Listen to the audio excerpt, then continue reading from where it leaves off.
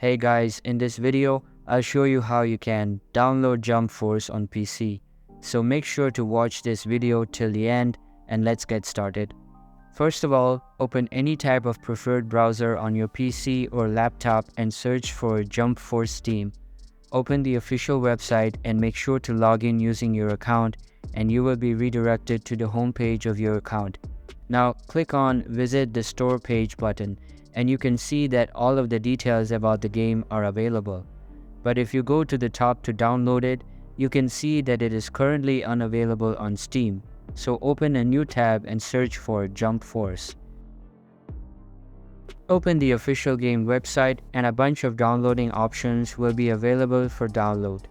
Simply select the preferred option. I will select PS4 and click on Buy Now to advance to the buying page. From this page, you can download the game after buying it. And that's how you can download Jump Force on PC.